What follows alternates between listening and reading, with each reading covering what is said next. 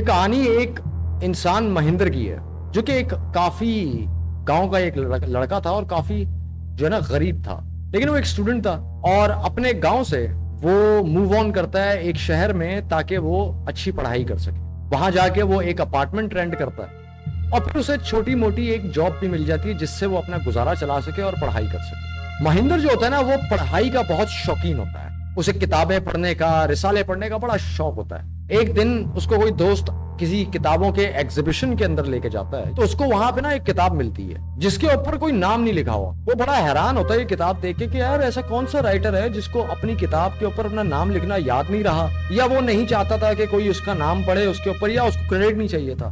खैर वो बुक जो है ना ले आता है। अपने स्कूल वगैरह के काम करने के बाद सारा हिसाब किताब जो बिजी उसका रूटीन थी, उसके बाद वो जब रात में सोने जाता है ना, तो उसको किताब की याद आती है। जैसे ही किताब का पहला पन्ना खोलता है तो एकदम से उसको एक राक्षस की तस्वीर नजर आती है। वो फौरन डर के मारे उस किताब को बंद करता है और उसके बाद उस चीज को पढ़ने की जहमत नहीं करता और चुपचाप जाके ना डर के मारे सो जाता है कि यार पता नहीं कैसी किताब है, ये कौन सी किताब उठा के ले आया। रात को 2 से 3 बजे उसकी अचानक किसी आहट से या किसी आवाज से ना आंख खुलती है, तो क्या देखता है कि सामने टेबल के ऊपर किताब, वही किताब जो उसने बंद करके रखी थी, वो खुली हुई है और उसके ऊपर कोई पेज खुला हुआ।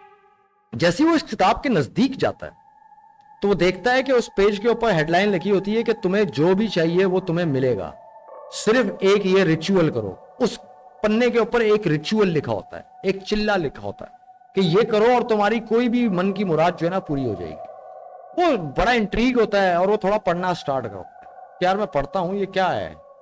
पढ़ते पढ़ते ना उसमें उसको नजर आता है कि लिखा हुआ है कि अगर तुम्हें ये रिचुअल कंप्लीट करना है तो तुम्हें एक कुर्बानी देनी पड़ेगी, बलि देनी पड़ेगी या सैक्रिफाइस करना पड़ेगा, लेकिन उस बलि को देने के बाद तुम्हारी जो भी मन की मुराद होगी ना वो पूरी हो जाएगी। वो क्या करता है, यही बात पढ़ते हुए ना वो फौरन बुक को बंद कर देता है और अपने जहन से सारे ख्यालात निकाल देता है। नेक्स्ट डे वो अपने काम वाम में मसरूफ हो जाता है, लेकिन वो क्या करे क्योंकि वो एक गरीब इंसान होता है, वो एक पूर इंसान होता है, तो उसका दिमाग वहीं लगा रहता है क्योंकि उसने अपने घर वालों की टेक केयर करनी होती है।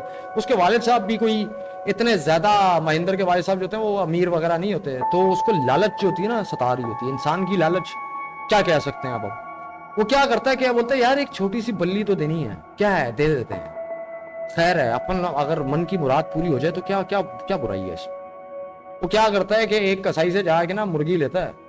वो बंदा खुद कभी उसने नॉन वेज नहीं खाया होता, लेकिन वो लालच उसकी ऐसी होती है कि वो बलि देने को भी तैयार हो जाता है।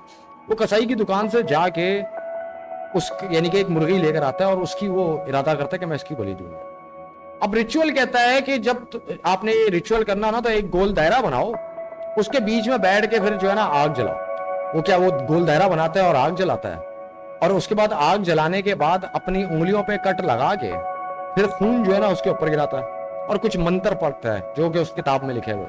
फिर सीधे हाथ से जो है ना वो उस जो मुर्गी होती है उसकी गर्दन काट देता है, उसकी बलि चढ़ा देता है और फिर उसका खून जो है वो उसके अंदर गिराता है और उससे आग जो है ना एकदम बहुत ज्यादा भड़क जाती है।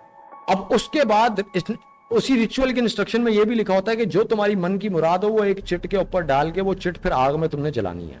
वो उस चिट के ऊपर अपनी मन की मुराद लिखता है और आग के अंदर वो चिट जला देता है।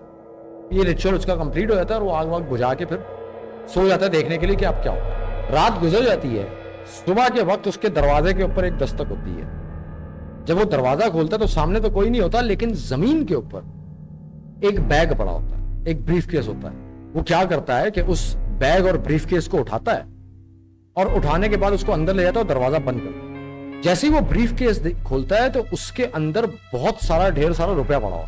उसकी खुशी की इंतहा नहीं रहती कि भाई जो मैंने सोचा था फाइनली वो हो गया, लेकिन होता दोस्तों इससे जो है ना बिल्कुल अलग है। शुरुआत में तो बड़ा अच्छा होता है, लेकिन उसी दिन यानी कि जिस रात उसने किया होता है ना उससे बिल्कुल अगले दिन जिस हाथ से उसने वो पर्ची डाली होती है ना उसके हाथ पे अजीब सी कोई बीमारी हो जाती है। वो डॉक्टर के पास जाता है लेकिन डॉक्टर को भी वो बीमारी समझ नहीं आती।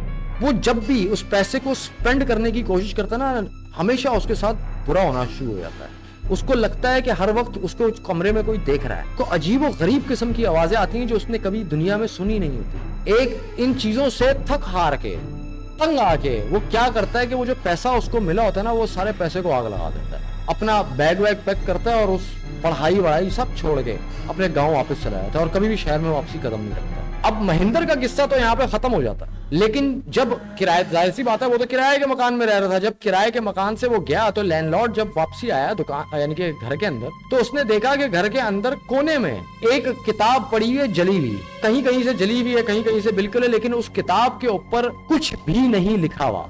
यानी कि वो किताब हर किसी को शायद वही चीज दिखाती थी जो वो देखना चाह रहा हो। वो कोई जादुई किताब थी या ये महज सिर्फ एक कहानी है, इसका फैसला तो आप लोग ज्यादा बेहतर कर सकते हैं। जो भी आपकी राय हो वो आप कमेंट सेक्शन या चैट में बता सकते हैं।